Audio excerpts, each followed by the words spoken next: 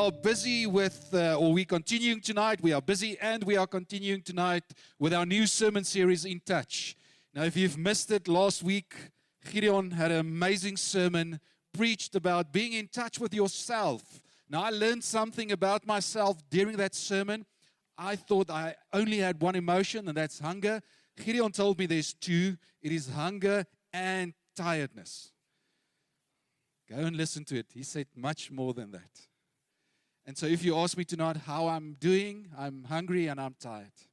I've adopted another emotion.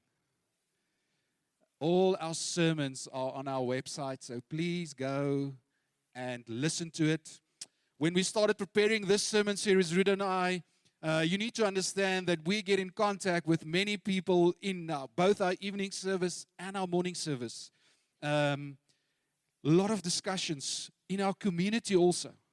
This week I had the privilege, once a month, I have coffee with the principal of the school. Week coming, I'm going to have coffee with the principal at Laerskool Pretoria Oos, where we are launching our new student service, evening service on the 16th of August. Woohoo! Yeah. Tough crowd tonight. You should have gone away on a long weekend. No, I'm joking. So, get in contact with a lot of people. And from our conversations, when we spoke about this sermon series, prayed about it, the angle was we tend to see a lot of people being out of touch with where they are emotionally, out of touch with God, out of touch with other people, and out of touch with the spiritual realm. And that is what I'm going to preach about tonight, being in touch. Seeing that some of you might be out of touch, what does it mean to be in touch with the spiritual realm? And so you can open your Bibles with me. I'm going to preach from Ephesians chapter 6. Ephesians chapter 6. Now, here's the thing. It is easy. There are many things that we understand. We understand the working of those things. We understand how and the purpose for it, why you would use certain things in certain places. Like, for instance, that chair that Gideon is sitting on.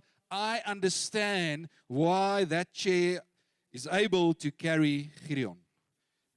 Engineers will tell you 4 legs, weight distribution. And because I can see it, it is easy to explain. Yes? It is easy to explain to you tonight why my jeans might be fitting a bit more tight than it used to. Because I've not been training as I should. So it's easy. When I look at Zach, I can tell you that he's changed. He's become older. And it's easy to explain that because I've known him for 6 years now and I've seen the change. And so here's the thing. It is easy for us, and we tend to naturally explain something, how it works, why it works that way, because we can see it. But here's the thing. What if your physical reality is not the full reality?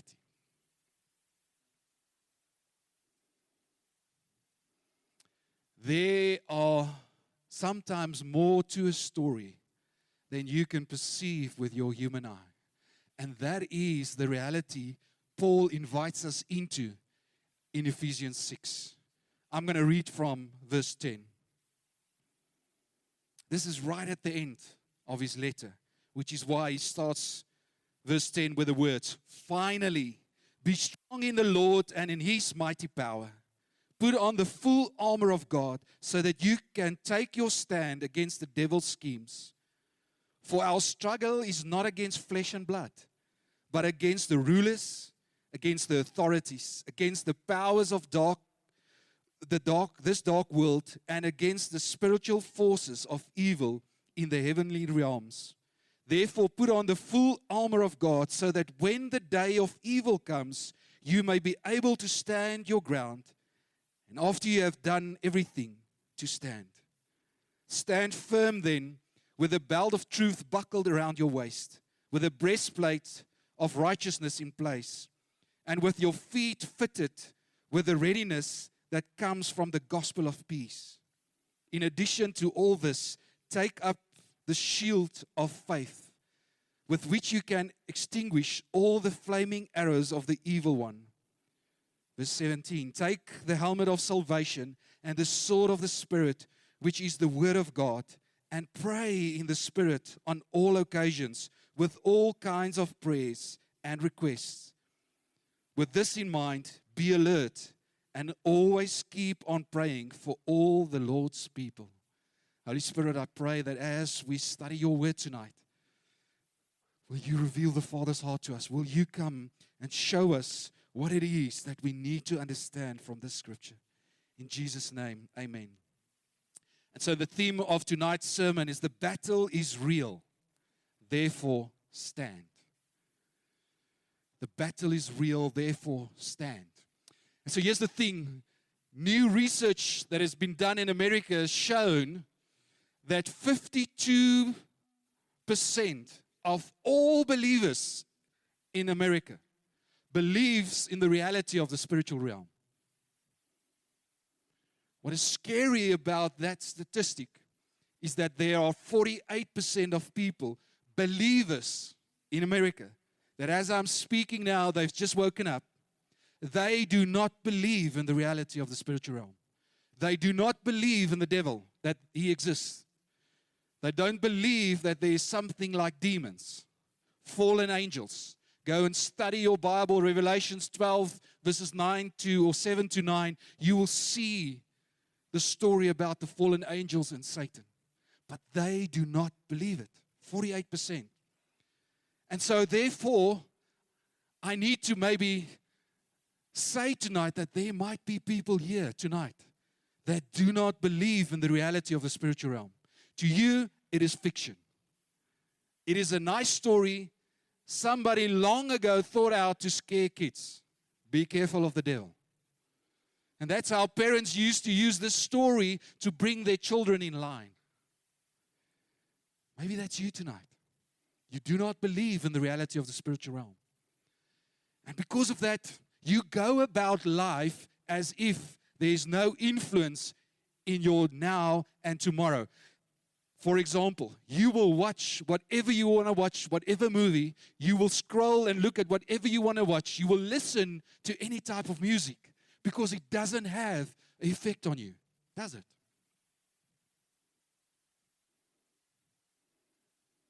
And then there might be some of us that are part of the 52% tonight.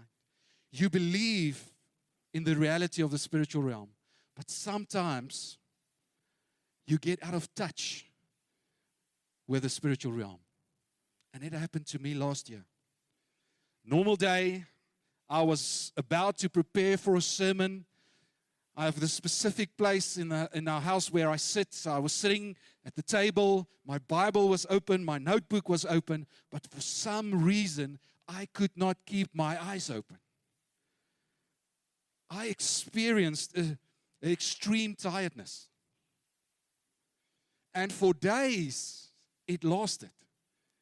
And there was no physical reason why I should have been that tired. I ate and I slept. In other words, I had no emotion. There was no reason for me to be so tired. And as a result, Susan and I took time off for me to go and rest.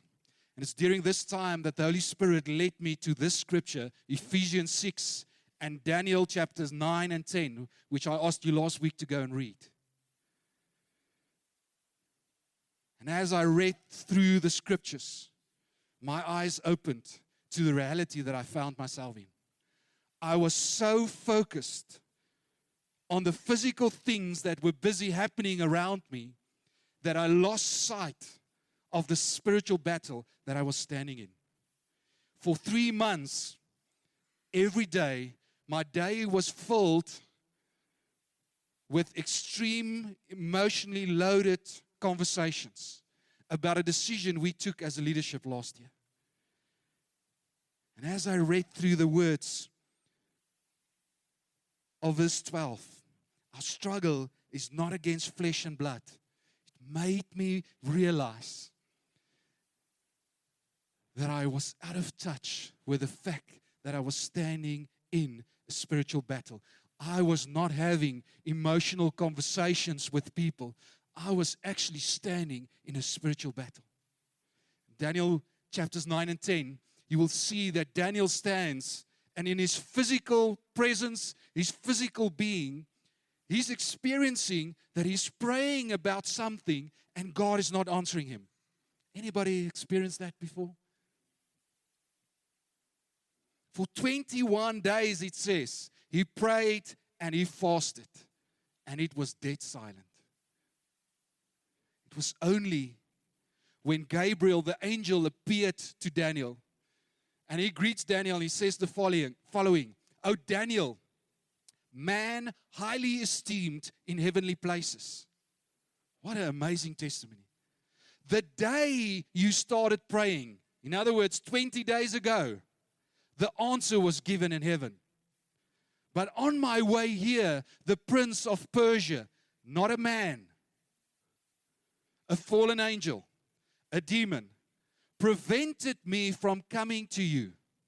And for 21 days, I had to battle him. We were in a battle.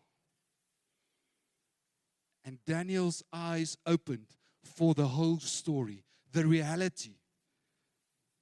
And then Gabriel greets him with the following words. After he gave him this word, he says to him, I am going back to help Michael that are still busy battling against the prince of Persia. And when I leave, the prince of Greece will come. The battle is real. And we need to understand that. Listen to how Paul formulates it in verse 12. He says, our struggle, it is personal. It is not restricted to just certain people. It is real and it is present. As I am speaking, it is present. Trying to steal the words out of our hearts. Trying to confuse you in your minds. Our struggle. You see, we are not just people. We need to understand this. If you're a believer, we are not just people that find ourselves every now and then in a spiritual situation. No. What Paul is saying here to us tonight is that life is something where there is a real struggle against spiritual forces of the evil one.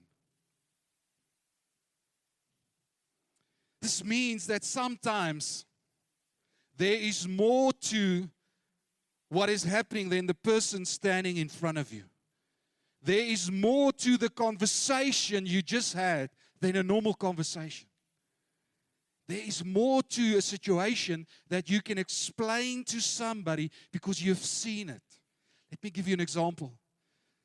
Friday evening, as I'm busy preparing, a friend of ours sends Susanna and myself a WhatsApp message.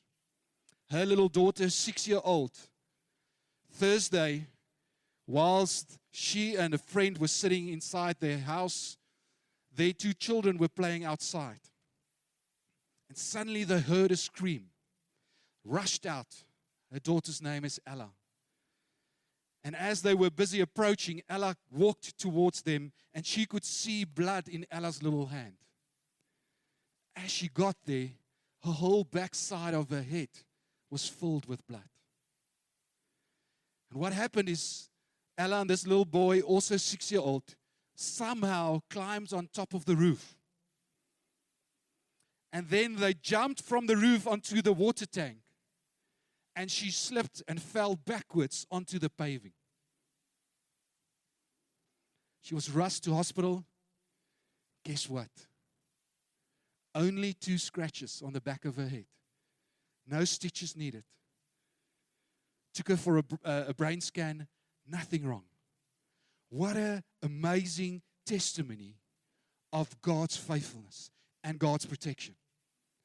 But that's not the full story. I've just explained to you what I saw and what I heard on a message. The full story was Wednesday evening, little Ella told her mother, Mom, I want to give my life to the Lord. And she prayed the sinner's prayer. And so what we need to understand when we get that context is the devil tried to kill and destroy. But God is faithful. The battle is real. And my question to you tonight is the battle real to you? Because here's the thing we need to understand. There is no passive position in this battle. You are either actively standing against it, which is what Paul is calling us to do, or you are passively busy losing the battle. There is no third option. You are either actively standing against the enemy, or you are passively losing the battle. The enemy is real. Listen to what verse 12 tells us about the enemy. Or he explains or he introduces us to the enemy. Verse 12, the rulers, the authorities, the world powers of this darkness, the evil spirits in the heavenly realms. We see a ranking order of importance even in the kingdom of darkness. What does this battle look like? The Bible exposes Satan to us as a spiritual being that seeks to tempt, that seeks to lie, to deceive, to discourage, to kill, and to confuse.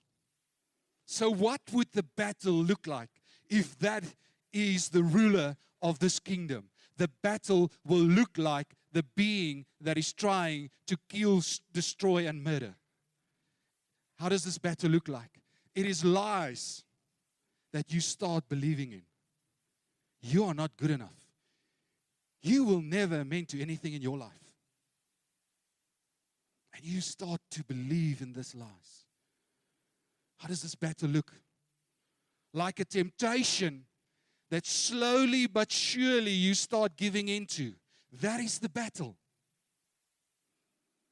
Or he will try to discourage you. And slowly but surely you've been praying, nothing happens. You've been trusting, nothing happens. And you start to get discouraged. And you lose faith. That is what this battle looks like. Or he will confuse you like he did with me. I thought I was involved in emotional discussions about a decision I made, but actually the devil was trying to confuse me, and I could not think clearly. I even became extremely tired. That is what this battle looks like. Personal conflict, or conflict that becomes personal. That is what this battle looks like. Nothing wrong with conflict. The Bible says iron sharpens iron. But somewhere this conflict becomes personal. It is no longer about sharpening. It is about breaking somebody down. That is what this battle looks like. And then there's the personal attack on your identity. When God created, in the beginning it says, He created both man and woman. And after He created humankind, what did God say? It is good. God does not make mistakes. There was no factory shop in the Garden of Eden. Oh, I made a mistake with you. You go to the factory shop. You should have been a man, but accidentally you came out as a woman. The devil will try and steal and lie and destroy and tell you that your identity is not what the Bible tells you your identity is. God does not make mistakes.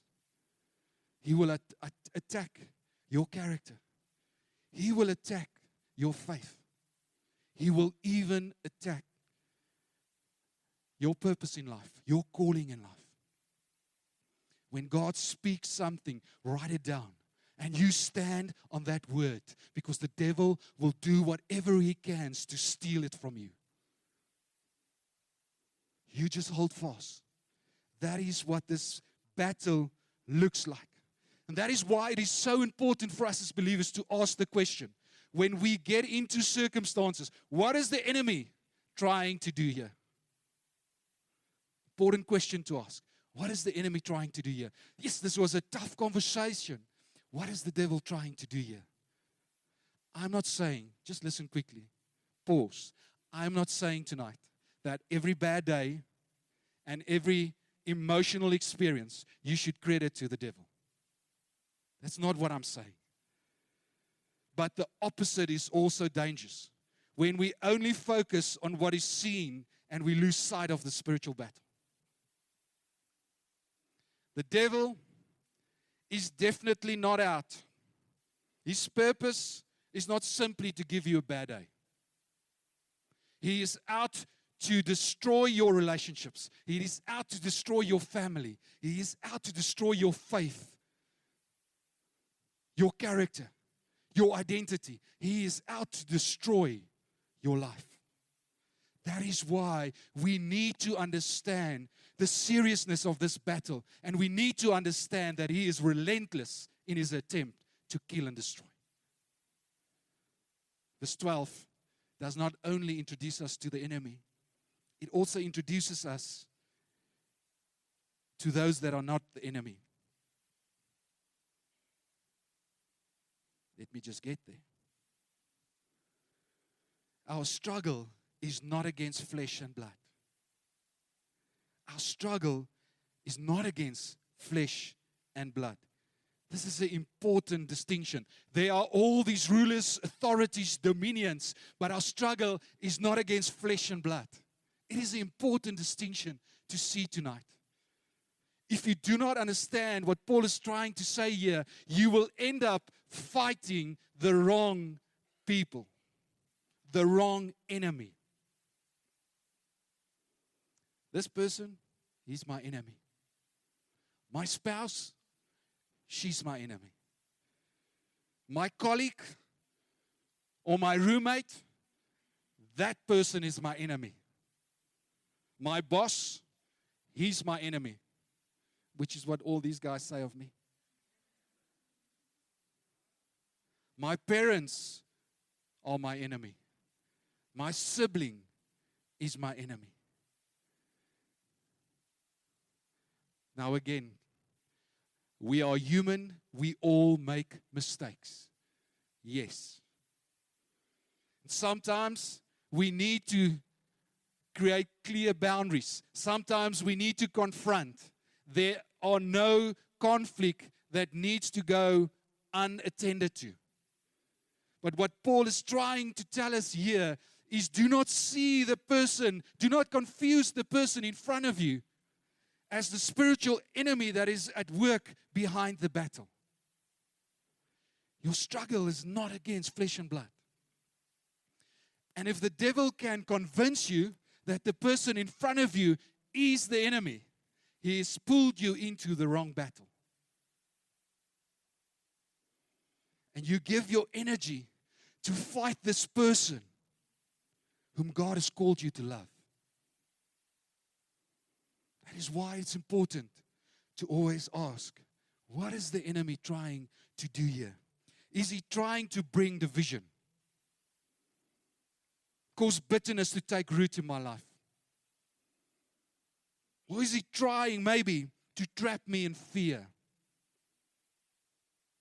To undermine my character or to take my focus away from Jesus?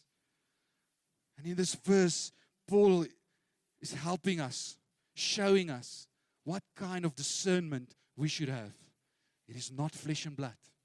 What is behind this conversation? It is not what I see. What is behind this incident? The battle is real. How does this battle look like? Third thing I want to highlight from the scripture is how should we approach this battle? Be strong in the Lord, verse 10, and in His mighty power. This verse is critical for us to understand our position in this battle. Be strong in the Lord. Our position is not one where we need to become stronger. Our position is one where we place our hope on the one that is almighty, all-powerful. Like we read, even the archangel Michael did and is still doing. Listen to this quickly. Jude 1 verse 9. It's a one chapter just before Revelations, a one chapter book or letter. But even the archangel Michael, when he was disputing with the devil about the body of Moses. Yeah, let me just stop there. Do you know where they get the ideas to make movies? Yeah. In the Bible. Can you imagine Archangel Michael, this mighty angel? That guy that you look to in the gym. He is bigger. He's disputing with the devil over the body of Moses. Can you imagine? And listen to what he does. Did not himself dare to condemn him for slander, but said, the Lord rebukes you. Even the archangel Michael knew where his strength and his might lies. What is this power in verse 10 that Paul calls us to? He gives us the answer right in the beginning of the letter in chapter 1. Verses 16 to 21, he prays that the eyes of our hearts will be enlightened so that we will be able to see and understand. Listen to what he says. Verse 19, and he is incomparably great, and his incomparably great power for us who believe. That power is the same as the mighty strength he exerted when he raised Christ from the dead and seated him at the right hand in the heavenly realms, far above all rule and authority, power and dominion, and every name that is invoked, not only in the present age, but also in the age to come. This is the power that Paul is calling us to be strong in.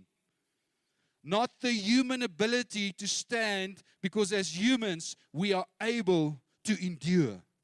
That is not the strength. Paul is calling us to stand in the resurrection power of God that was worked in Jesus, that is in us. Don't get confused. Jesus is not still attempting to see if he can attain victory. He has conquered. Did you hear me? When we place our trust in him, we need to understand he is the King of Kings, exalted above all powers and dominions and rulers. There is no power higher than him. That is where we place our hope. That is where we find our strength. And so if my wife was here tonight, she would say, what an amazing sermon. Practically, what does that mean? Practically, how do we stand in his might and power? When Paul writes this letter, he himself is in the jail in Rome, chained to a Roman soldier 24/7. The soldiers would change, he sits in the jail. Go and study Philippians chapters 1 and 2. You will actually see how these soldiers that were chained to him came to faith. What a good place to be. Next to one of the most excellent evangelists, chained to Paul, and he's going to share the gospel in jail. And so Paul, looking at this Roman soldier, is using his armor as a metaphor to explain to us practically, now that I'm aware of this battle, I know that it's a reality. I know how it works. I know who the enemy is. I know where I need to find my power. How do I stand? And he uses the armor to say, put on the armor of God. Verse 11, put on the full armor of God so that you can take your stand against the devil's schemes. Verse 13, therefore put on the full armor of God so that when the day of evil comes, you may be able to stand your ground. And after you have done everything, to stand. Verse 14, stand firm. So what is he saying? Stand in truth. the belt. Stand in righteousness, the breastplate. Stand in the gospel, the shoes or the sandals. Stand in the faith, the shield. Stand in the assurance of your salvation, the helmet. Stand on the word, the sword. And we stand in prayer.